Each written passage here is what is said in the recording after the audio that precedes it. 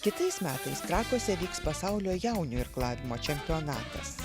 Kai kurių delegacijų vadovai sako norintys čia atvažiuoti treniruotis, o į čempionatą atsivežti kuo daugiau dalyvių, kad šie pamatytų natūralią Galvės ežero trasą. Mes tikrai turim pasaulinio lygio trasą, mes turim nuostabų bokštelį, apie kurį mūsų aptarnauja Svistaimingas, tai Svistaimingas fotografuoja ir sako, tai pavyzdys, mes siūlysim kitom šalim statyti tokį pat finišo bokštelį, nes jis yra labai patogus teisėjam ir varžybų pravedimui. Pamačiau, kad turiu labai daug draugų iš viso pasaulio, kurie taip ir vadinami labai keista fraze irklavimo šeima. Niekada vienas kito negeria, kalba tik apie trūkumus. Bet tas reiklumas yra vienintelis tikslas - siekti tobulybės.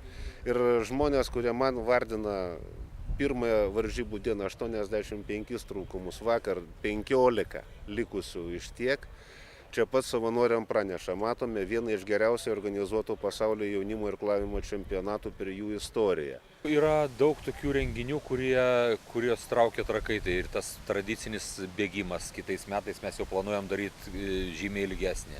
Ir teko šnekėti su platelių organizatoriais maratono plaukimo, norim atgaivinti Trakuose plaukimo maratoną. Iš tikrųjų, tas pats dviračių sportas, kalnų dviračių sportas, kur buvo praeitais metais 2 etapai, reiškia, Trakuose.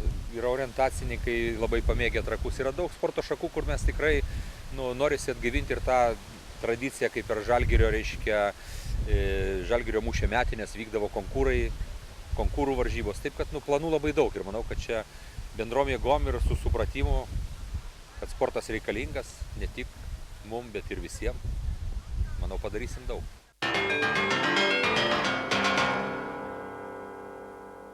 Tęsiame pažintį su šių metų Gimtosios žemės Jorio apdovanojimų nominantais. Šiandien susipažinsime su Genovaite Sarokina iš Zarasų rajono. Ji jau 5 metus vadovauja Vajasiškio bendruomeniai.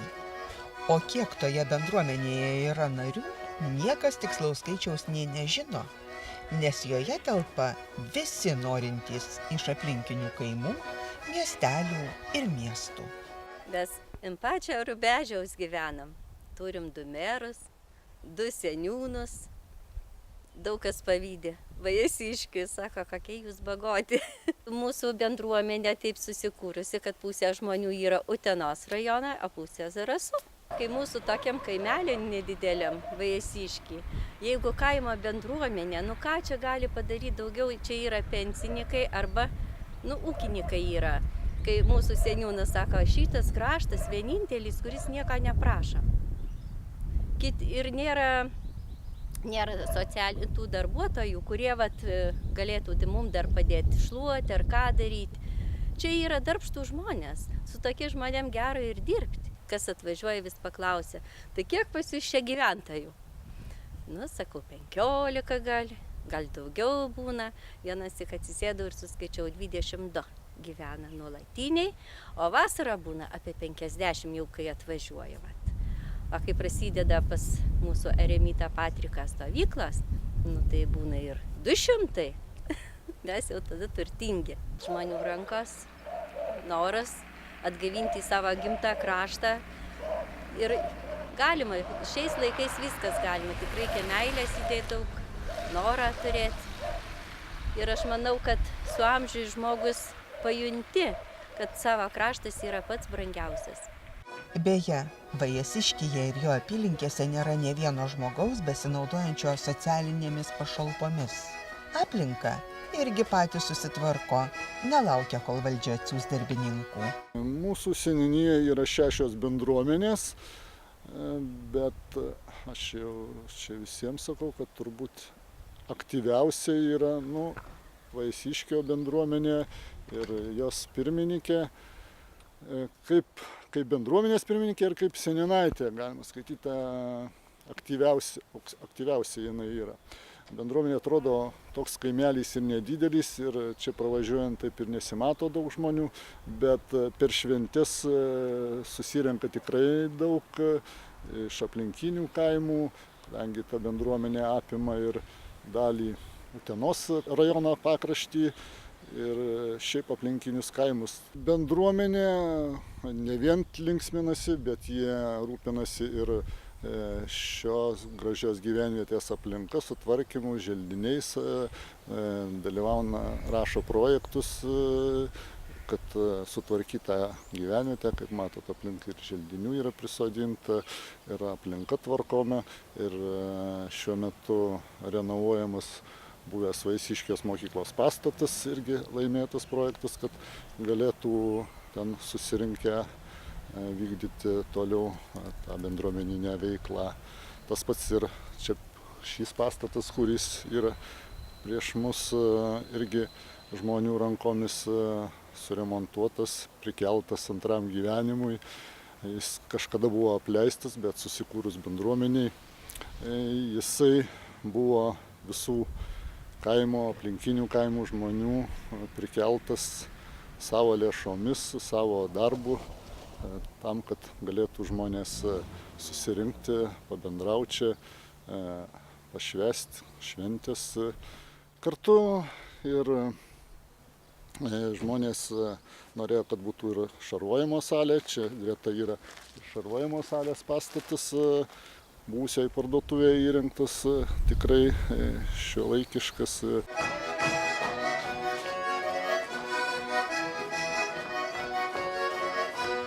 Čia mūsų repeticija tiesiog, mes jau čia tik darom. Nu tai čia dar vystysis tas projektas, čia viskas, čia su Latvija, su aplinkiniais rajonais. Bet va toksai kaimo gyvinimo galima pavadinti projektas, tas teminiai kaimai. 2 metai mes dalyvaujam tokį teminių kaimų projekte. Mūsų Vaisiškis bus nepaprastas 19 amžiaus kaimas, senolių išmintis.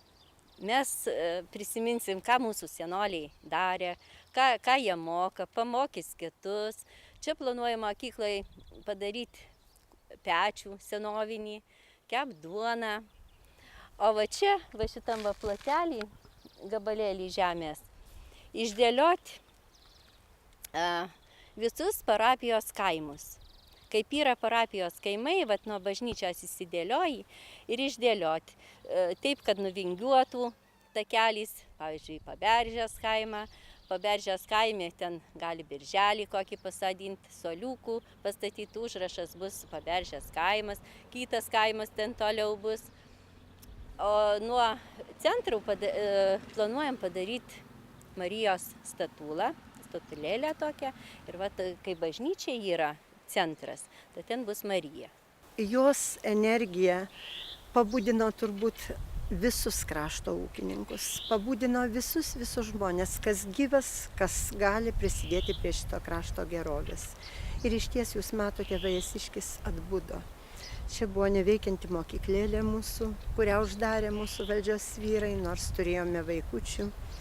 Vėliau jinai merdėjo, dabar taipogi bendruomenė šitą mokyklą ėmėsi remontuoti ir bando kurti verslus senovinius 19 amžiaus. Taipogi čia buvo kultūros namai, irgi neveikiantys, jie buvo baisūs tiesiog. Kaip laužavietė, jie atgimė irgi labai greitai. Buvo parduotuvė sovietinio tipo, šarvojimo salė ten įrengta, žodžiu, viskas pas mus pasikeitė kardinaliai.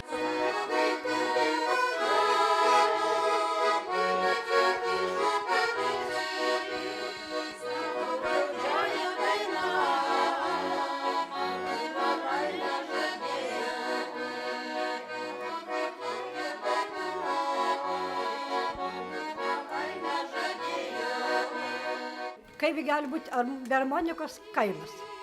O man harmonika tai yra viskas. O dėl ko dar bendruomenė čia aš irgi narė? Dėl to, kad aš čia gimusi. Čia mano gimtinė. Centrai tie kultūriniai toli. Nu ką mes kaimą žmonės nieko daugiau nematom. Tai va patys ką susirengiam, ką padarom, taip ir pabendraujam.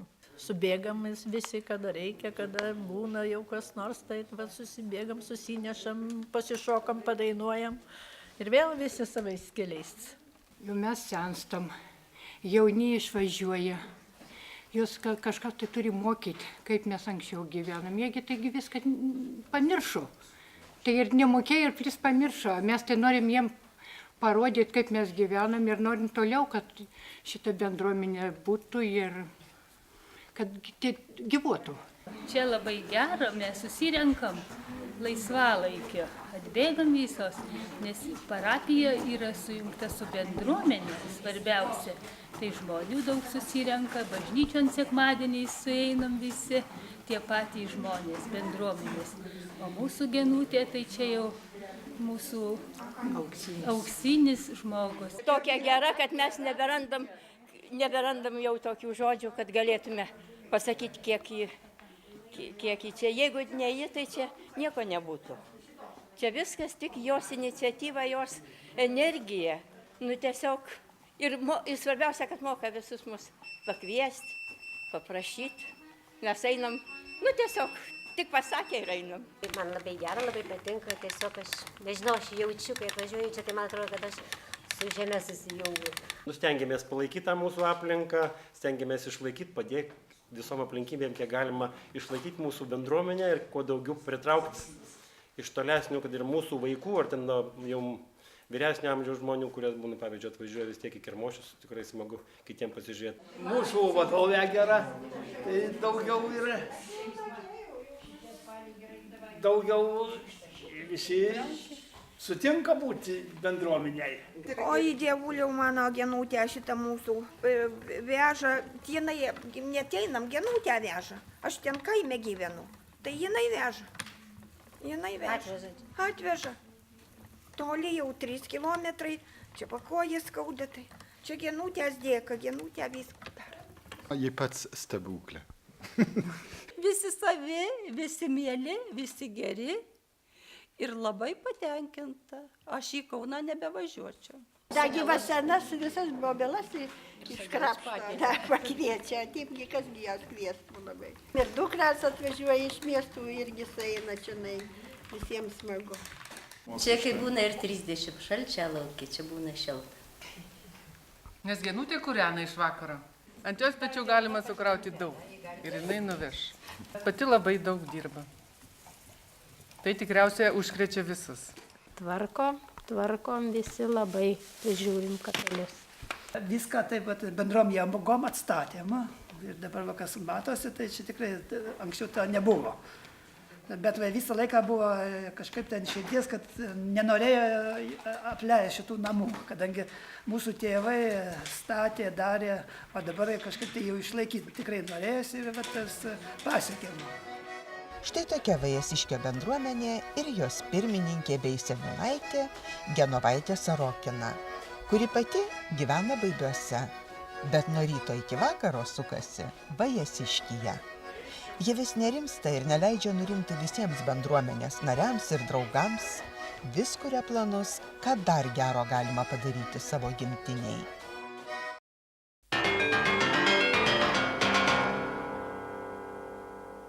Praėjusioje laidoje klausėme, kur Lietuvoje geriau gyventi – Kupiškio rajone ar Panevėžio rajone. Šį kartą daugiau jūsų balsų teko Kupiškio rajonui. Sveikiname laimėtoją ir dėkojame, kad balsavote. Šiandien klausėme, kur Lietuvoje geriau gyventi – Neringoje ar Palangoje.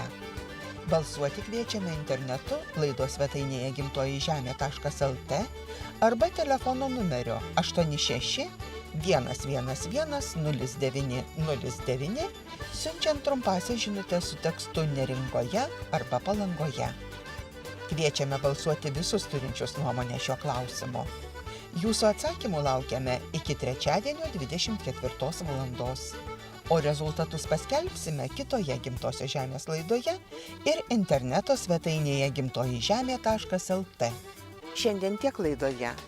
Kitą savaitę pasakosime apie tai, kaip savo miestelio 510-asias metines minėjo balbieriškiečiai ir jų svečiai.